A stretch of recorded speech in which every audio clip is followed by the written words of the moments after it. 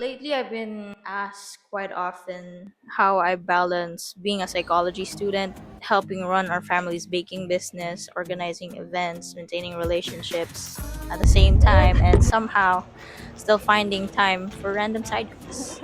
The truth is, guys, I don't. I just rotate which part of my life I'm neglecting. Last week, it was sleep. This week, probably my wallet. Next week, probably my mental health. I don't know. But yeah, hi. My name is Kriza. You can call me Cal. I'm 22 years old and currently a psychology student at the University of Mindanao.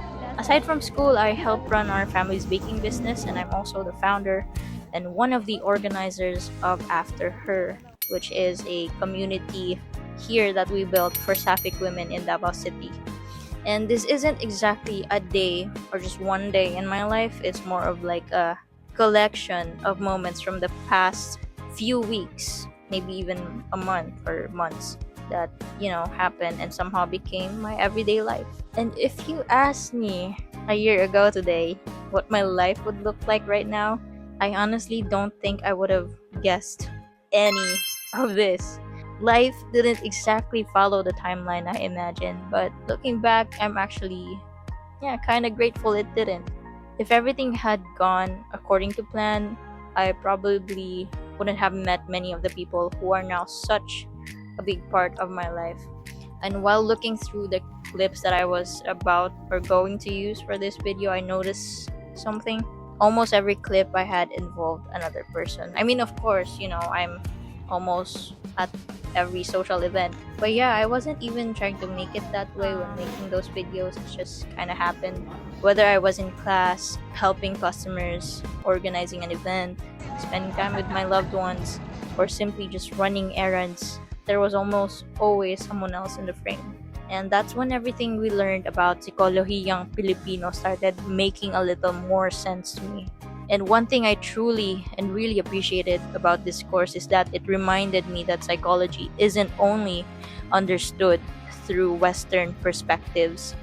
For a long time, many psychological theories came from the West, and they're valuable, of course, but they weren't always created with Filipino experiences in mind. And that's why Sikolohiyang Pilipino was developed to understand Filipinos through our own culture, language, values, and everyday experiences. And yeah, I'll be honest, I never walked into one of our events thinking like, okay, today, you know what? I'm going to practice kapwa. No, dili po lain said. I was just doing what felt natural to me. And then one day in class, you know, Sir Ryan just taught us something, and then I realized that, wait, there's actually a Filipino concept for this. One concept that really stayed with me is kapwa. Seeing other people not just as strangers, but as fellow human beings. And looking back, that's probably the best way to describe what I've always wanted to build through After Her. People usually think that organizing events are about venues, programs, or getting people into one room. But for me, that's only the beginning. That's only part of it. My goal has always been simple. I want people to feel seen, welcomed, and connected. And I always hope that someone who comes to one of our events alone doesn't leave feeling alone. And honestly, my favorite part isn't seeing a full venue. It's seeing someone who come to one of our very first events by themselves come back months later with friends that they met because of it. To me, that's like my definition of success. And I started noticing the same thing in our family's baking business. At first, talking to customers just felt like part of the job, but after learning about pakikipagkapwa-tao, I started appreciating those interactions differently. We weren't just selling Dubai Chewy cookies or other pastries. We were, building relationships, earning people's trust, and hopefully making them feel welcome enough to come back. And the same goes for school. Some of my favorite memories aren't even, during lectures. They're the conversations before class, celebrating small wins after exams, getting coffee with friends, and all the random side quests that we've had in between. And funny enough, those are usually the moments I remember the most. Looking back now, I don't think my life is defined by how busy it is. I think it's defined by the people who have become part of it. And I think that's what this course helped me recognize.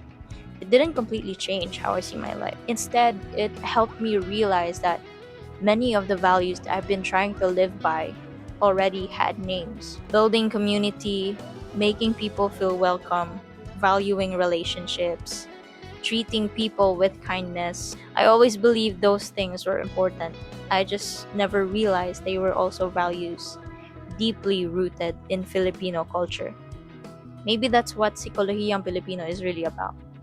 Not replacing what we already know, but helping us recognize that many of the values we practice every day already reflect who we are as Filipinos. And I think that's a pretty cool thing to realize. Yeah.